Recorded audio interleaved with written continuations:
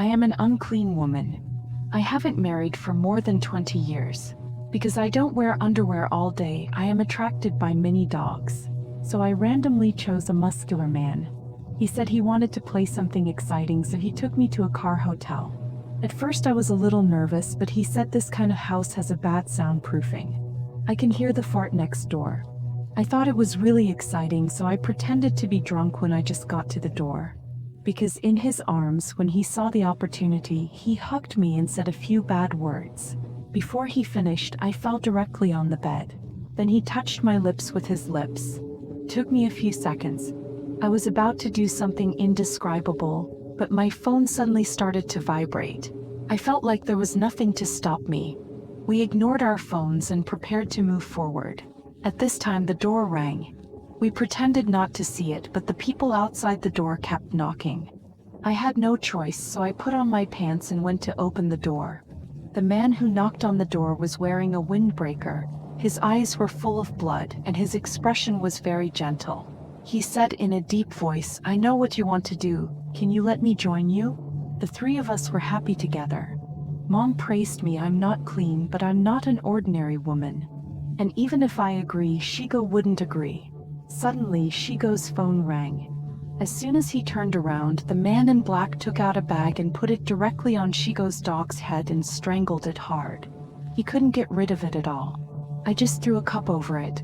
The man let go of his hand. Shigo quickly took off the plastic bag on his head. He saw the man in black raising a knife in his hand. Shigo hit hard and his hand was broken. In pain, the scumbag left me alone and ran away. Now the man in black is at the door. I have nowhere to run. The man in black said, "Since he's gone, let's have a good time."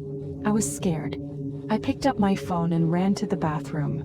I locked the door from inside. I called the police as soon as possible and told them about what happened just now.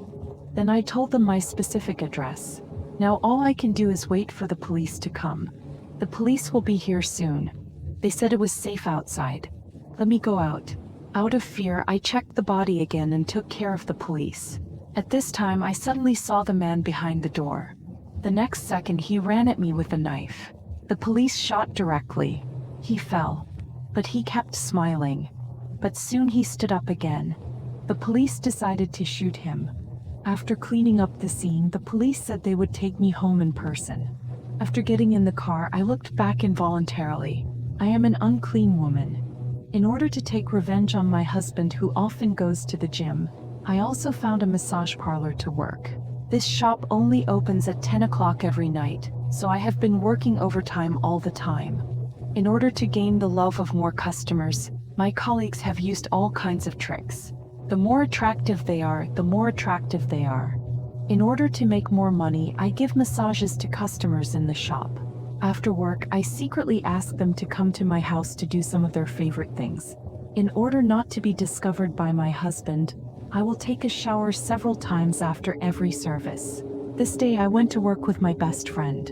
As soon as I entered the shop, I saw that the hall was full of customers in the same position. At this time, the rich and sweet man in the corner attracted my attention. It seems that he has to stand in the seat of 3 people. Because he is too fat, his clothes can't cover his belly. He also cast a spell on me, so I stayed in the shop. Out of professionalism, my best friend and I sneaked past him with a smile. He came to the reception desk and waited for his colleagues to assign customers to us. Unfortunately, the fat man gave it to me. He struggled on the chair for a long time before he stood up. Then he walked into the room. After he changed his clothes, I walked in calmly. My hands were full of oil. I started the massage service. What surprised me was that before I pressed a few times, the man enjoyed it. He also made a loud noise. I immediately stopped him. He was quite obedient. It's just a small meeting every day. He hinted that I wanted to order other services. Because I wasn't ready yet, so I didn't promise him. After the massage, he immediately asked me to stay at home. He also said that he would give me a small fee. I immediately agreed with him. It's just that if you want to stay at home, you have to go to my house. He agreed without even thinking about it. As soon as the appointment time came, he rang the doorbell of my house. I changed my sexy clothes early and waited for him at the door. As soon as I came in, I gave him the menu. He took a quick look at the menu and said that the most expensive one would be fine. I gave him the eye patch I prepared in advance. I said that this could make the service more exciting. When I walked into the room, he was lying on the chair all over the place. Obviously, he didn't know what would happen next. I smiled and raised the axe in my hand. A few minutes later, the menu was covered with blood. I couldn't count it. These are the customers I brought home. When we put our hands on the control panel, my best friend started asking if there was a soul here. After the light was flickering, he quickly gave an answer. I opened my eyes and looked at Alice, but she made me calmly ask a question. I asked her what her name was nervously.